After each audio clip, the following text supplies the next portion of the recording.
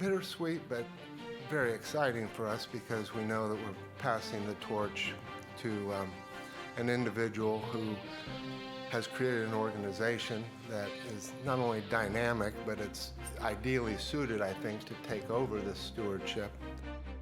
It is the end of an era, the beginning of a new era, as the Hallman George family sells the Indianapolis Motor Speedway, the IndyCar Series, to Roger Penske and Penske Entertainment Corporation. CEO Mark Miles, the CEO of Hallman & Company, he's here to talk about the impact this blockbuster deal could have on the Speedway, Indiana, and open-wheel racing.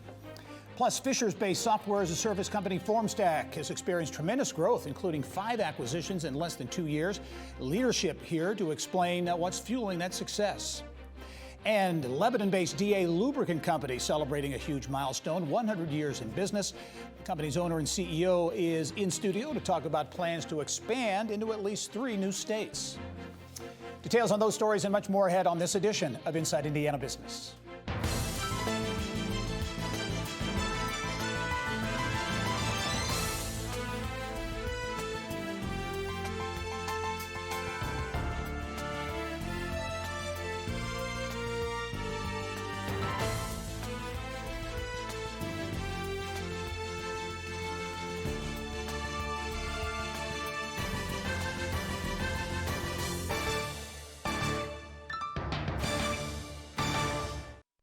I've got a big commitment here to take over, certainly as the steward of this great organization and what's been done here in the past for so many decades. And, you know, it's my commitment to the Hallman family, to the fact that you'd select us as an opportunity to take on this investment. It's amazing. Hello and welcome to Inside Indiana Business. I'm Gary Dick. It was an announcement that shook Indianapolis, the state of Indiana, and the motorsports world. Hallman & Company Chairman of the Board Tony George announcing the sale of the Indianapolis Motor Speedway to Penske Entertainment Corporation. Legendary team owner and business executive Roger Penske. Now, when the deal closes, it will mark the end of more than 7 decades of ownership by the Hallman George families. They transformed really what was a dilapidated, weed-infested property in 1945 into the world's greatest race course, giving Indianapolis and Indiana a global identity and an emotional attachment that has spanned generations in this state and far beyond. Roger Penske, a legend at the famed Oval, the winningest car owner in Indy 500 history with 18 victories. So how did the deal come together, and what could it mean for the future of IMS? For some answers, I'm pleased to be joined by Hallman & Company CEO Mark Miles. And Mark, welcome back to the program. Thanks, Gary. Big week, to put it mildly. And this deal came together pretty quickly, about 6 weeks, and it's kind of started with a dinner at the Columbia Club in downtown Indy. In the end, that's right. This last chapter, the definitive chapter, started 6 weeks ago. But, you know, the board and the family had been thinking about strategic opportunities for growth really for many years. Eventually, the focus was on the possibility of a sale. And there were a number of interested parties, terrific companies that could transact. But 6 weeks ago, Tony called Roger and we sat down, and he signed an NDA that night on a Thursday night. On Saturday, we were in Michigan with our CFO, Cindy Lucchese, and his team and him, and they'd already digested unbelievable quantities of data about the company. Yeah. He obviously knew all the history and all that it stands for, but from that moment, that Saturday, till the announcement, it was 24/7, and I mean it. There wasn't a lot of sleep involved, not very many people to keep it under wraps. How did you keep it under wraps? I mean, it's amazing in this 24/7 media era. How did you keep it under wraps? I'll answer your question, but the fun thing for me, the morning after the announcement, with Roger, we went to Charlie Brown's Diner on Main Street of Speedway. Yeah, legendary place, Unbelievable place. And Liz, the owner, came up and she said, you know, I didn't know. I was completely surprised. I had no idea. And if I didn't know, nobody knew. So, that happened. There weren't very many people involved. Yeah. So the deal making, the due diligence, and the negotiating of the agreements, the development of the agreements were mostly done in-house. In our case, we were represented locally by Ice Miller, and Mike Milken there did a phenomenal job. So we just didn't let many people know, and we didn't, I mean, there were about 4 people at the Indianapolis Motor Speedway that Yeah. knew about this until we got ready to announce it. Speaking of small numbers, there's got to be a small number of individuals or groups who would qualify for this kind of a deal. And I've talked to a number of people. I tend to concur that Roger Penske would seem to be that perfect fit from a business standpoint, a motorsports standpoint, what he's accomplished, vision, all those types of indicators. At one level, there are sovereign funds around the world that would, Yeah. that I know were interested, and then there were other, very major entities that were engaged. But Roger's the perfect conclusion because he's got, he's poured more of his life into the Indianapolis Motor Speedway and IndyCar than anybody except the George family. He knows all the history, he's part of all of it for at least 5 decades. And that's the racing side, nothing to learn there. On the business side, it's unbelievable the businesses that he's built and the organizations that he's built. And so he is uniquely, perfectly suited for this. Given that and the time you've spent with him, not only pre the deal, but after the announcement, you spent a considerable time. What's your take? People are wondering, what is this going to mean for the Indianapolis Motor Speedway, for racing, for community development around the Speedway, all those types of things? What's your gut feel right now based on your conversations with Roger Penske? Well, it's all good. We're no longer terribly resource constrained. So I know a lot of people just assume if somebody writes a check like this, that they must know exactly what they want to do with it. That's really never the case. We've taken 6 weeks to figure out what it is and how to make an arrangement, which gives Roger and the organization, us working with them, the opportunity to say specifically what we'll do. But everything is going to be looked at. And as you referred, we spent 4.5 hours Tuesday with him up and down the stairs and the closets and the restrooms, looking at every part of So the you told organization. me you took him to places he'd never been at the Indianapolis Motor Yeah, Speedway. well, he's a competitor. amazing, yeah. And to all of a sudden see what it looks like over on Georgetown Road, which he'd never go to, right? And all these other aspects. It was exciting to watch his reactions. Mark Miles, the CEO at Holman & Company. Fascinating inside information on this deal. Appreciate you being here. As always, look forward to talking to you soon. Thanks, Gary. All right. Well, also making headlines this week, some big news for Indianapolis-based Kinsey Academy, securing a $100 million investment from the Community Investment Management in San Francisco. Kinsey says the funding will support student tuition financing for its tech and coding programs. The funding will also help Kinsey focus on its goal of enrolling 10,000 new students in the next 3 years. The Academy says students who use an income share agreement to enroll will start making payments after they graduate and get a job earning on average about $40,000 or more annually. Kinsey has enrolled more than 400 students to date. Well, coming up next, the Indianapolis Motor Speedway bombshell. It stunned the state, leaving many Hoosiers wondering what's next for IMS in the IndyCar Series as we continue our coverage. Inside Indiana Business reporter Bill Benner. He's covered the Speedway and sports in Indiana for decades. He'll be here with some perspective.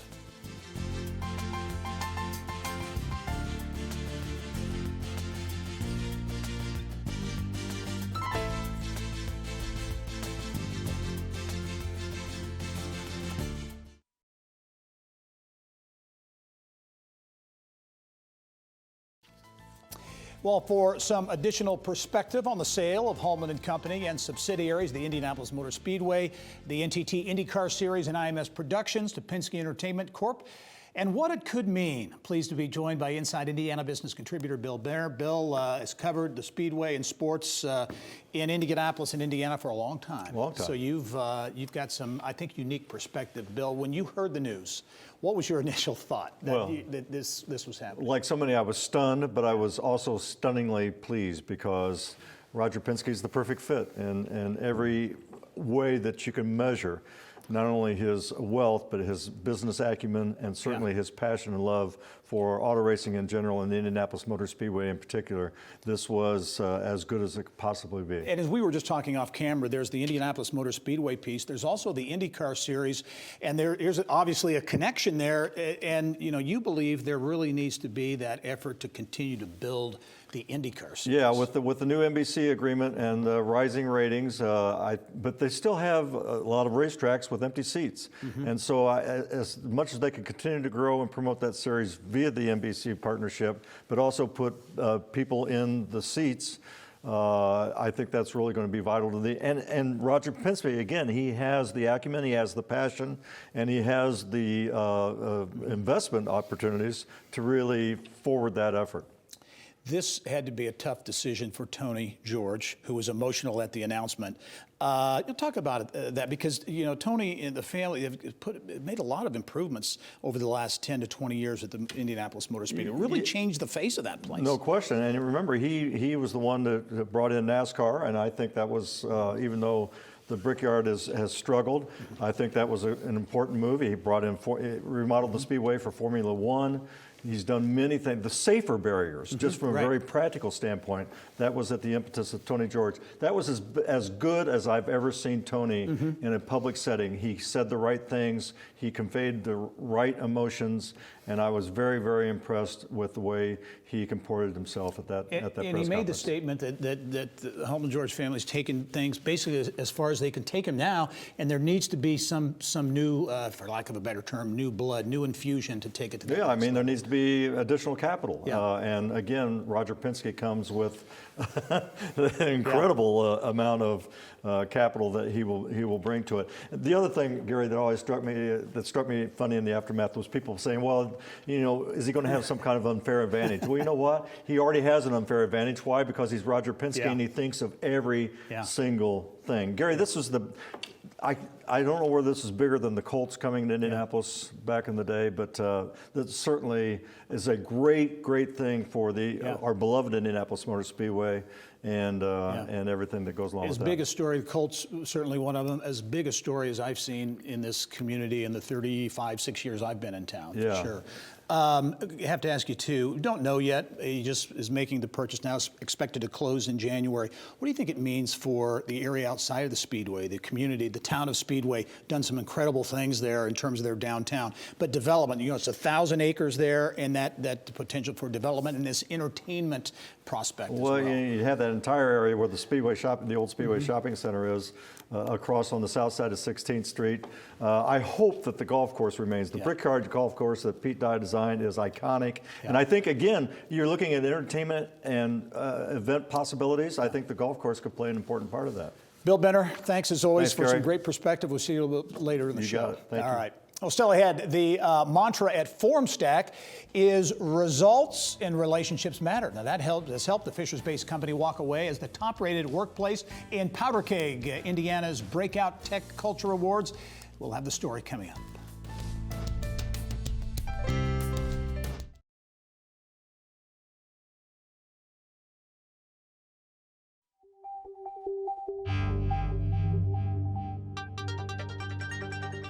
It's time now to go inside innovation.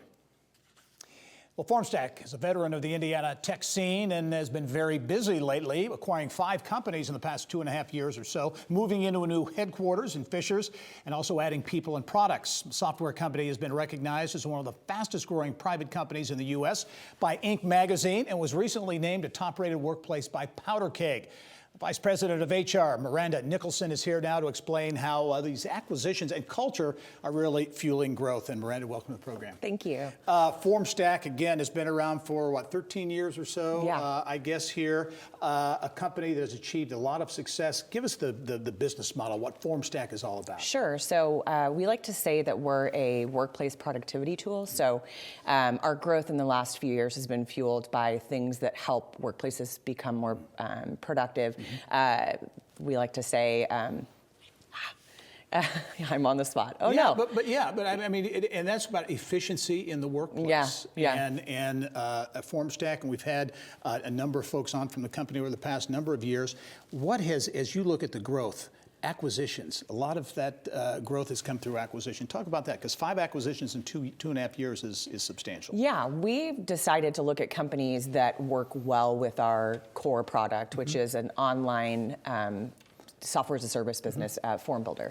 So we looked at e-signatures, we looked at surveys, we looked at ways to sync your data with other services that you may use. And all of those things kind of snap together, make business quicker. They cut out the communication that sometimes back and forth is needed that slows things down. 5 acquisitions, that has helped boost your employee count. 220 employees. That's Yeah. that's a pretty big number. Yeah, it is. We've grown about 100% through mergers and acquisitions, and also through organic hiring, both in Indy and remote. And so my department's been very busy. The rest of the organization too, but yeah. And as you look at that, the 220 people, a substantial number of those work remotely, and I think that's a big part of your culture, right? It is. It is. It's certainly attractive. I think in this day and age, people want to work where they're most productive, and oftentimes that's at home. And for us, we've, over the last, I would say, 6 or 7 years, have gotten really good at understanding what it takes to be successful in that remote environment. And as you look at culture, the culture focus really is focused on two things, two tenets: results and relationships matter, both equally important, right? Yeah, absolutely. I would say we put a hard emphasis on relationships in a remote environment. It's often taken for granted. You don't sit right next to someone, you don't see them passing by you in the hallway, but you have to work with them every single day. So we provide a lot of opportunities for people to build relationships, both through meetups once a year as a whole company, and then team-specific meetups once a year. That's 2 separate times. And then every day, I always say you need to be camera ready from the waist up. Yeah. And very quickly, you're always hiring, is what you just hiring, said, right? Always hiring anywhere. So our website has all of our listings on there, and anything from sales to engineering to marketing position. All right, very good. Miranda Nicholson from Formstack, a winner at Powder Kegs Culture Awards, headquarters in Fishers, downtown, the new downtown Fishers, offices in Colorado Springs as well. Miranda, as always, thanks very much. Thank you. All right. Well, here's what's on tap now in tech news, served up by Sun King. Purdue University scientists have been awarded $9 million in matching grants to study how plant breeders use remote sensing technologies to measure the characteristics of plants. Purdue researchers have developed next-generation technology to gather the same data remotely and process that information through algorithms. Global sales engagement platform SalesLoft, headquartered in Atlanta, has acquired Indianapolis-based management software provider Costello. Financial terms of the deal not disclosed. Costello announced what it calls an enhanced API integration with SalesLoft last year. The companies plan to invest in enhanced product capabilities as they merge Costello capabilities into the SalesLoft platform. And the 16 Tech Community Corporation has officially launched an investment fund with plans to invest annually in neighborhoods surrounding the 16 Tech Innovation District in Indianapolis. The first round of grants will total up to $1 million next year. The fund was seeded with $3 million in public funding through the city of Indianapolis and will be sustained through a fee paid by tenants of the district. And for Tech News 24/7, be sure to check out InsideIndianaBusiness.com.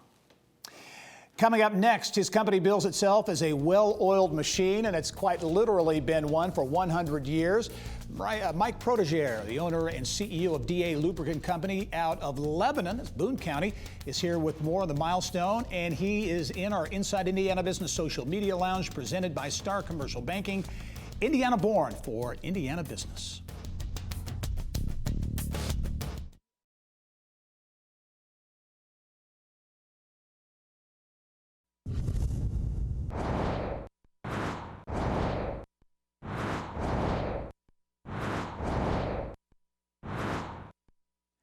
Here's what's making news now around Indiana. Well, Maryville headquartered Monosol, part of a Tokyo-based global specialty chemical company, is expanding its operations with the construction of a new manufacturing facility in Poland.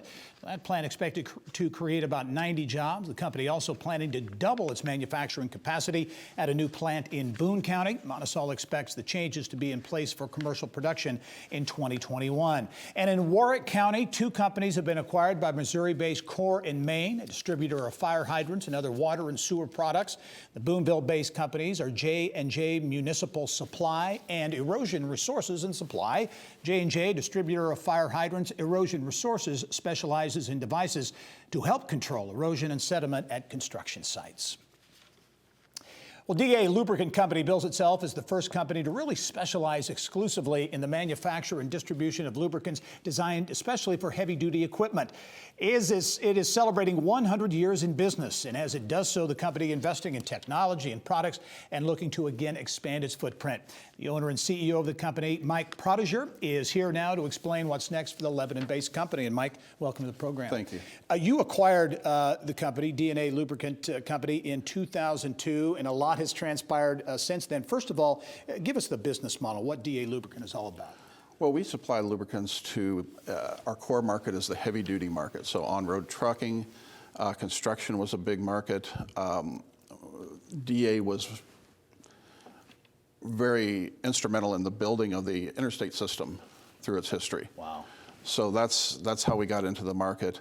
Nowadays we have 7 markets: the on-highway, the construction, agriculture, industrial, power generation, and then automotive and racing oils. So you talk about racing, you touch a lot of different segments, but you were also, DA Lubricant was the first presenting sponsor at the Indianapolis Motor Speedway. We were with our brand Pengrade, Yeah. Pengrade 1. Yeah, and that Indianapolis Motor Speedway connection goes back a long way. It right? does. So the company was started by Frank Binford. His son took it over, I think, in 1954. And Tom Binford, of course, was a steward of the 500, I believe, for 23 years. Yeah, great name in racing history and business history. Talk about, Mike, in terms of growth and growth opportunities. You moved in 2012 from Indianapolis to an operation and a facility in Boone County in Lebanon. Talk about that move, and also efforts now as you're going into year 101 next year, growth opportunities for the company. Sure. Well, we were located on 29th Street for 90 years or something. And obviously the plant was old and in need of some updating, and we were in a place where we were just landlocked. Yeah. So we decided that we would move it. So we built a 250,000 square foot facility in the Lebanon Business Park, had rail access, and we became more involved in packaging of different products, as well as bulk. And so we invested in the modern equipment that did all that, and we're able to do that in Lebanon. You're looking at really some growth opportunities in terms of distribution of products. Talk about that. We are. So we have added recently basically 3 new distribution points in addition to our other 4. Our newest ones are a new facility in Florida, a new facility in Colorado, and a bulk loading plant, they call it, in Elko, Nevada, along with our facilities in California, Tulsa, Oklahoma, Waterbury, Connecticut, and Huntington, West Virginia. Wow. So a nice national footprint there. A great Indiana success story. DA Lubricant, about 80 to 90 employees Here locally, yes. Very good. Well, congratulations on thank 100 years and what's next. We'll be following the story, Mike. Thank you. All right. Well, coming up, nonprofit Janus Development in Hamilton County. It's training the disabled in a healthier way to grow food. Hydroponics. Business of Health reporter Kylie Valletta is here with that story. Stay with us.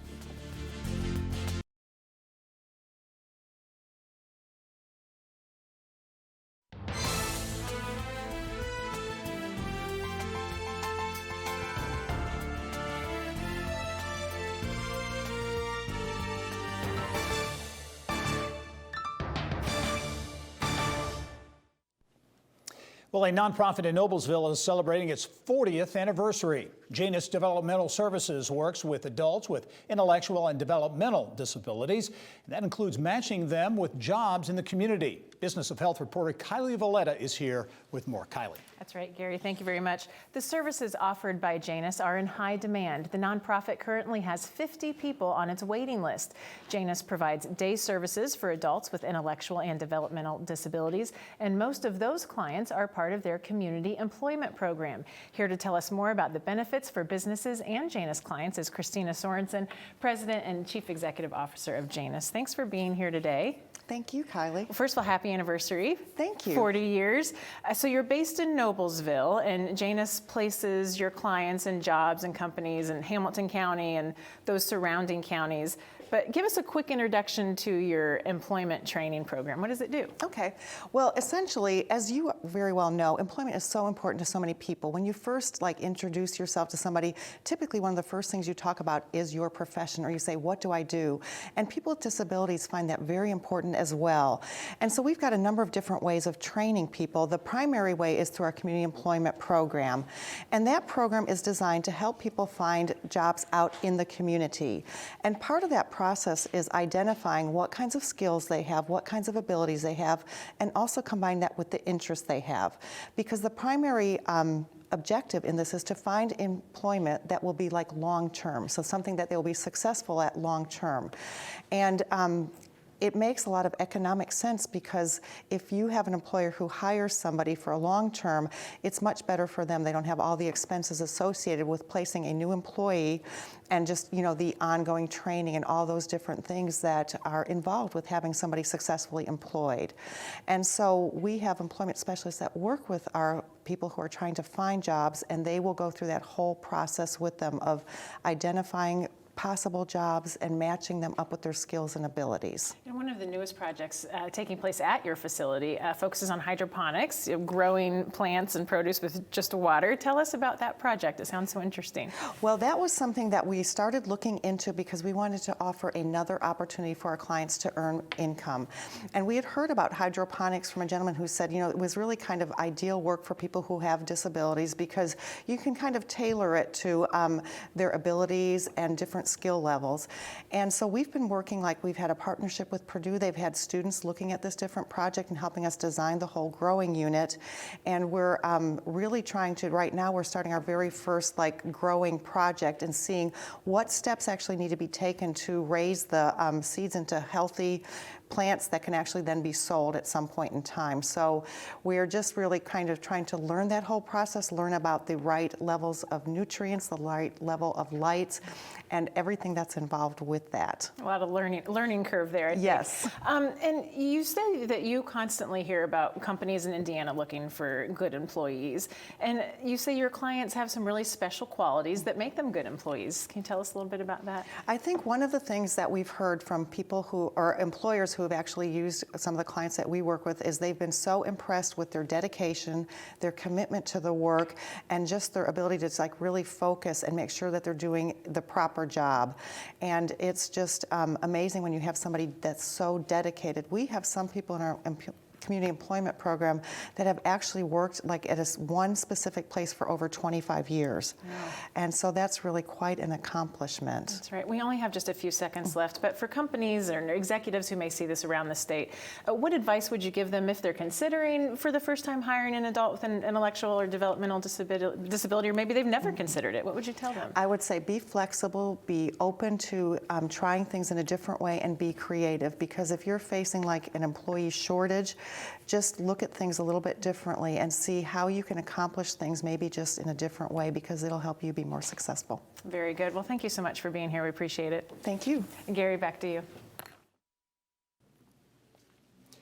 All right, Kylie, thank you. Well, it is a summer camp like no other. The first ever construction camp, hosted by the Tippecanoe Building Trades Construction Council, gave students hands-on experience to learn about specific trades alongside professional educators and apprentice instructors. In our Eye on Education segment this week, Tippecanoe Building Trades President Stephen Snyder is here and has details on plans to grow the camp for next summer and how this camp is already having an impact. And Stephen, welcome to the program. Thank you. I appreciate the opportunity. This trades, and there's been a lot made, not only here in Indiana, but around the country, of the shortage of welders, pipe fitters, and skilled tradesmen. Talk about, in the 9-county region in the Lafayette area that you represent, talk about the need, the demand for these types of workers.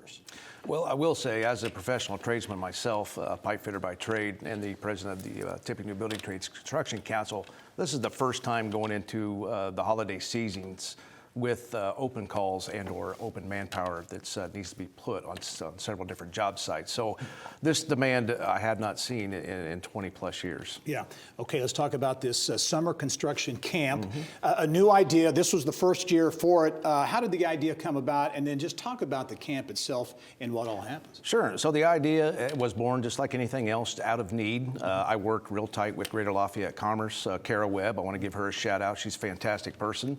She helped get me motivated, and we just brainstormed an idea, having a construction camp to get that in front of the students to let them know these are viable career paths. Yeah. We'll talk about these jobs too, welders, pipe fitters. Talk about the types of jobs and careers we're talking about. Sure. So we're talking about construction, professional construction trades, from pipe fitters, plumbers, carpenters, electricians, boilermakers, cement finishers, painters, et cetera, sheet metal workers. Typically, high-skilled projects, high-skilled wages, and high-skilled demand. Yeah, you talk about the demand, you talk about the wages, you talk about Yes. the careers that you can have here. Is part of it a perception challenge that students, but maybe more importantly, teachers, parents, don't really understand what these careers are all about? Yeah, absolutely. I mean, you can beat students up all day long and say, hey, look here, knucklehead, you need to do this, that, and that. But really, we need to get in front of the teachers, get in front of the parents, and let them know that these are viable, well-paid career paths other than college for the kids. Talk about the camp itself and what students you had, around 80 or so in this first year. Talk about what the experience was. 6 weeks and no cost, is that right? Zero cost. We picked up 100% of everything associated. I had 12 different professional trades that participated in this. We took care of all the PP&E, professional protective equipment, for the individuals. We bought them lunch. We brought them in on that day. They could sign up whatever trade they were interested in, spend an entire day with the heavy equipment operators operating equipment, hang out with the best trade of all, which are the plumbers and pipe fitters, and do that fun stuff, welding, et cetera, et cetera. So it was a great experience to get a hands-on view of the trades. So based on this first year, which I think you're very encouraged by, you're going to do it again next year. How do you see the opportunities for growth in this camp? You know, it's at this point it's limitless. We threw this together. I wouldn't say at the 11th hour, but maybe at the 10th hour, with half expectations. Within 2 weeks, it way exceeded our expectations. The community's hungry for it. The city of Lafayette has got involved with me. Other entities have reached out and said, you're doing a great thing. This is awesome. And our phone's been blowing up off a hook. Yeah, do you think it's already had an impact? I mean, do you Absolutely. think it's Yes. already making a difference? Yes, I don't have the exact numbers and metrics, but traffic to our offices has increased. Our joint apprenticeship training committees has all reported across the board an uptick in people that are interested, and my personal phone has been blown off the hook. Well, a lot of creative things going on. This is a great example in terms of addressing the talent pipeline. Stephen Snyder is the president of the Tippecanoe Building Trades Construction Council. Thanks for joining us. We'll have you back on to talk about it next year or before. Sounds good. I appreciate the time. Right. Well, construction is making news around Indiana this week. The Indiana Department of Workforce Development says the construction industry in Indiana has added nearly 10,000 jobs year over year. The state agency says that growth makes it one of the strongest performing employment sectors in the state during that period. DWD says the increase ranks Indiana number 6 in the nation in the number of construction jobs added during the 12 months. DWD also says construction was outpaced by the private education and health service sectors, which added about 18,500 jobs in the 12 months ending in September. Still ahead, our insiders will sound off on some of the week's big stories, including that stunning announcement at the Indianapolis Motor Speedway. But first, that's not the only news coming out of the famed Brickyard this week. Get ready for the Speedway's first driverless race involving Indy Lights cars. We'll have details on that coming up.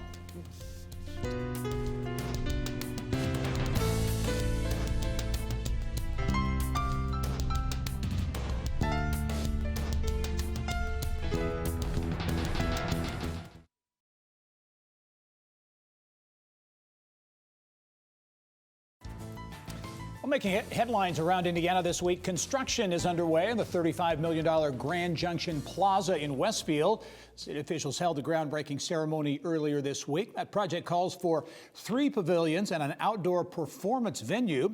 There will also be a cafe, pavilion, and children's play area.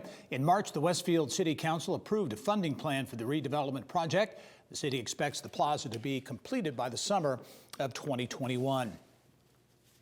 Well, there was another big announcement at the Indianapolis Motor Speedway this week. The IMS and Energy Systems Network have announced a $1 million prize competition surrounding autonomous vehicles. Now, the Indy Autonomous Challenge will feature universities from around the world creating software for self-driving Indy Lights cars. Pleased to welcome Energy Systems Network CEO Paul Mitchell and IMS President Doug Bowles to the program. They're here to explain how this 2-year competition will culminate in a head-to-head high-speed race in 2021. Gentlemen, welcome to the program. Glad to be back. Paul, start with you. I think this is very interesting. This is an Indiana deal, an Indiana program, this autonomous challenge. Talk about how the idea kind of came about and what it's all about. It's been a process. We've been working at it for more than a year and a half. And at Energy Systems Network, we're always looking for ways to move the state of the art in terms of innovation. And Indiana's got a long history in automotive technology innovation, and we thought, what better to do than partner with the world's most famous venue in the Indianapolis Motor Speedway to kind of figure out how could we showcase an opportunity around this autonomous vehicle technology that is where so much investment and focus is today within the industry. And I think it's interesting to note the universities and those who have climbed on board already, some high-profile institutions. Talk about that and some of the folks who've signed on to participate in the challenge. So, we have more than a dozen letters of interest, but on day one when we announced, there were 5 universities that signed up right away, and these are powerhouses in automotive engineering. Texas Transportation Institute, which is the largest research institute for automotive technology in the country. The Korea Institute for Science and Technology is coming, so this really has the potential to be a global event. Yeah, and Doug, this culminates with an actual competition, a race at the Indianapolis Motor Speedway, right? Yes, so in October 2021, we're going to get to see these universities compete in a race at the Indianapolis Motor Speedway. We're pretty excited about it. You think back 110 years, 1909, Carl Fisher develops the Indianapolis Motor Speedway to test the new technology of the day back then, which was the automobile. And we've gotten the rear-view mirror from that, paved racing surfaces from that relationship. 2002, the safer wall came around. And so this is just an opportunity for us to continue that. In 2011, we partnered with ESN, and we had an Emerging Tech Day as part of our 100th anniversary. And this is just sort of the next generation of that. But this one, I think we're going to see applications for years to come in automobiles that we see driving around communities, and it's really going to have some roots in what we're doing together at the Indianapolis Motor Speedway. Yeah, you talk about off camera, you were talking about this really being in the Speedway's DNA and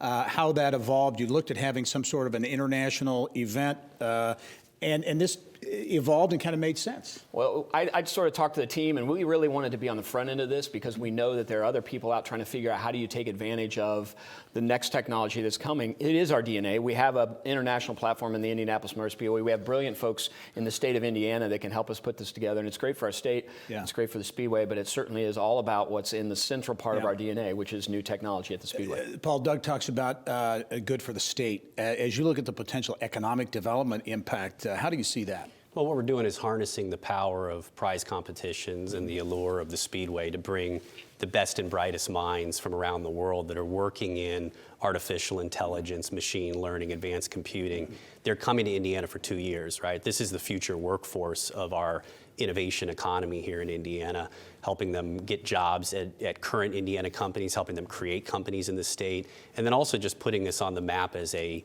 hub for innovation for years to come. And do you see this as helping Indiana really take a leadership position in the whole autonomous vehicle arena? I mean, you look at Cummins doing the work they're doing with driverless trucks, and you can go on down the list, the assets that are already here. This is really adding on to that. This is certainly a big piece of it, right? And so we've got a nascent industry going on now that needs to grow. If Indiana is going to continue to be a powerhouse in automotive manufacturing and engineering, autonomy has to play a big role in that. Yeah. And this event has the potential to catapult us forward. Yeah, and Doug, I'll give you the final word, but because it's being held, this event, the race, is being held at Indianapolis Motor Speedway with the visuals and what the attention that's going to generate. How do you see that playing in terms of future impact going forward? Well, the IndyCar Series has already announced that in 2022 they've got a new car, new engine. They're going to do there's going to be some new technology in that. So I think this just fits well with what our whole company's about. And certainly the Indianapolis Motor Speedway is an international platform that everybody knows. It helps us, I think, in alluring those teams, getting them to come to the Indianapolis Motor Speedway and be part of this. And I can't wait to be sitting in the grandstands in October watching along with other fans as we see this competition unfold. Be an interesting visual to be sure. An autonomous car race, actually a 2-year competition, will put Indiana further on the map from a technology standpoint. Paul Mitchell, the CEO at Energy Systems Network, Doug Bowles, president at IMS. Thank you both for being here. Thank you. All right. Well, coming up, our insiders are getting warmed up to sound off on that Penske IMS bombshell and what may come down the road. What's next for the iconic Indianapolis Motor Speedway? They are in our Inside Indiana Business Social Media Lounge presented by Star Commercial Banking, Indiana born for Indiana business.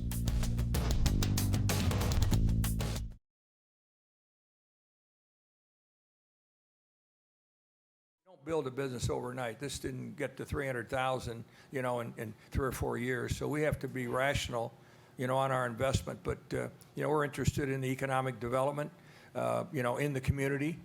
The Hoosiers that support this, all over the state, want to see this become and still be the iconic race of the world. So we're going to do this a step at a time.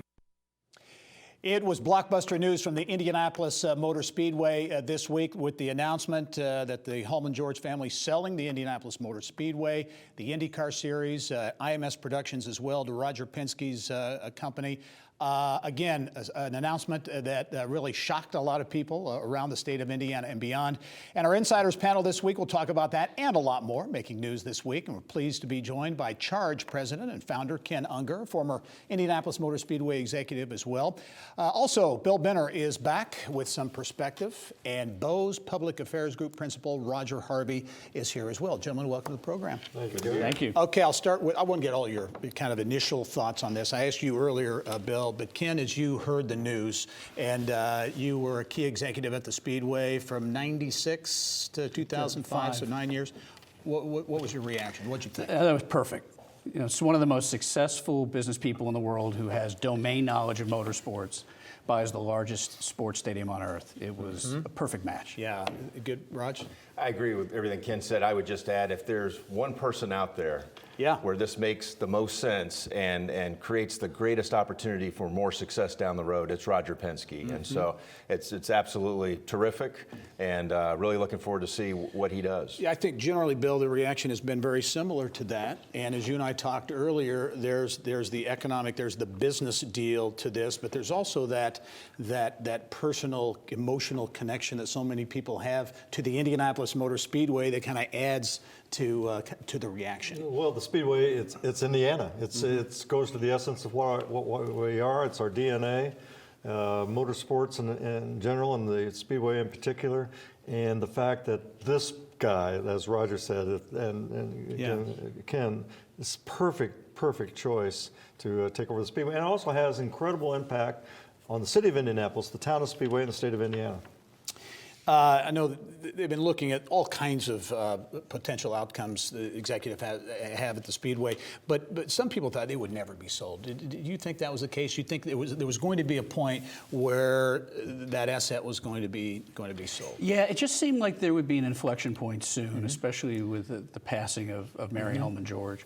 And I think Tony said it best at the press conference this past week. He said it was time because his family and the team had taken it as far as they thought they could take it. Yeah, I thought that was good too. And you had mentioned earlier you thought that was Tony's publicly one of his best performances in terms of. No question about it. And I thought that the emotion that he brought to it, which is understandable, but the emotion, the family connection, the long history, going back to his grandfather, I thought that it really resonated. He was eloquent, and I think he really captured the moment for the family.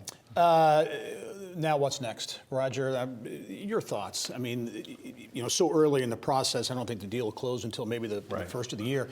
But as you look at the potential now of the track and the property that the family owns in and around Speedway, and then the potential impact on Speedway, the town of Speedway, what do you see maybe happening? Well, a couple things. I think when you look at what happened this week, in addition to the announcement, Roger Penske spent a couple of days here having meetings and walking the property and talking with the leadership team there at the Speedway that he expressed in the news conference he has the utmost confidence in, and they're the right people there. So I think he's going to rely on them to help analyze, okay, where do we need to make the smart strategic investments to take it to the next level, as Tony George said. Yeah. And what's nice about it is that Roger Penske has the financial resources to make those significant investments to take it to the next level. So this isn't just talk. There's going to be some reality there. And then you mentioned the town of Speedway. I think this is really important because I believe if you look at Roger's track record over the years, look at what he's done in Detroit with the Grand Prix and how he's invested and really turned that, basically he revived that race there in Detroit. And I think when you look at Speedway, the town, I think there's nothing but upside for the town of Speedway and for the businesses in that area because Roger Penske understands the connection between community and being a good corporate citizen as well as owning a track and running a race. And Ken, the Indianapolis Motor Speedway obviously is a racing venue, but really it's an entertainment venue. So in that light, can you see that the Hallman George family is stepped into entertainment certainly these last number of years. You see that maybe ramping up? Absolutely. The future is kind of the merger of both technology and entertainment. And it's not only a large sports stadium, it's an entertainment venue. So you're going to see more and more how they leverage that as an entertainment property as opposed to a sports property. Yeah.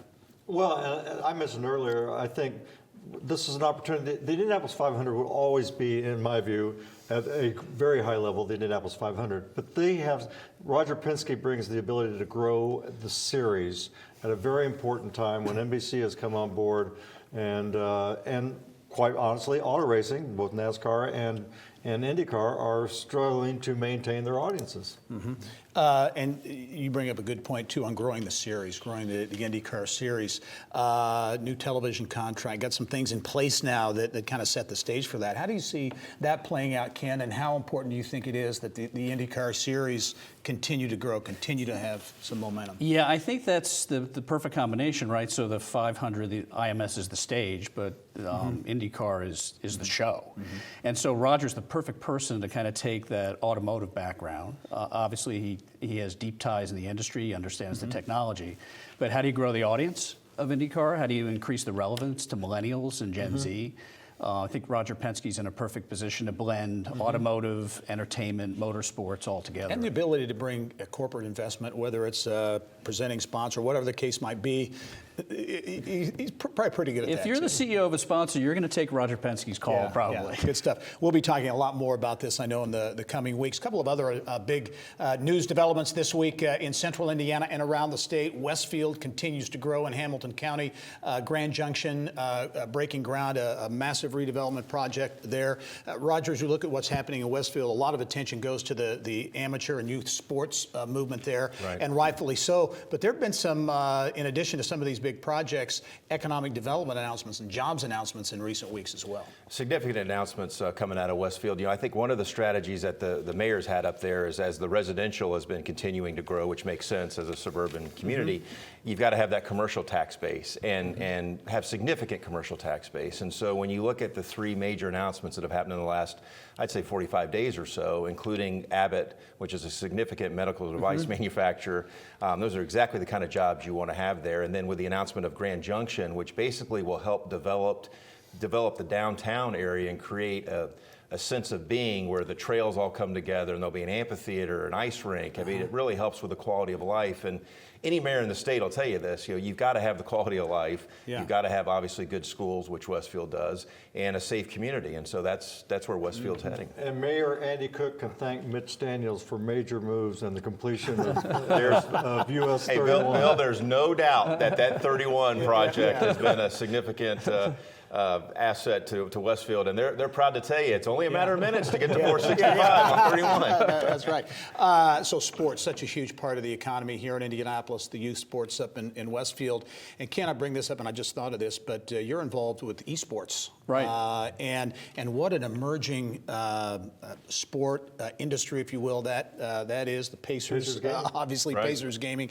The esports, is that an opportunity for Indianapolis, for Indiana to grow that piece? Absolutely, and I know that groups in the region are looking at how to leverage esports, because internationally it's gone from $1 billion industry to $1.5 billion in 1 year. Wow.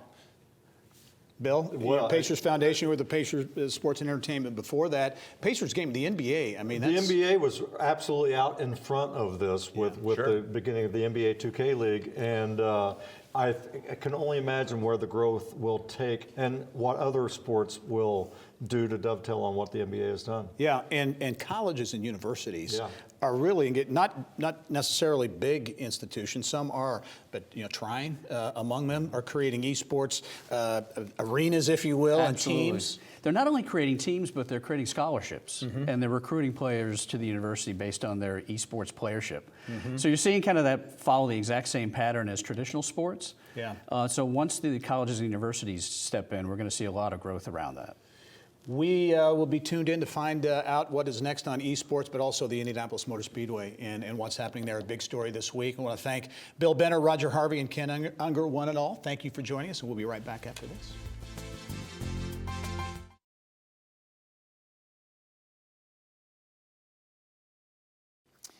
Coming up next week, Parker Technology bills itself as the only company in the parking industry that can deliver face-to-face communication using patented two-way video intercom technology. We'll have their story and a lot more. It's all coming up next week. Thanks for joining us this week. I'm Gary Dick. Go out and make it a successful week.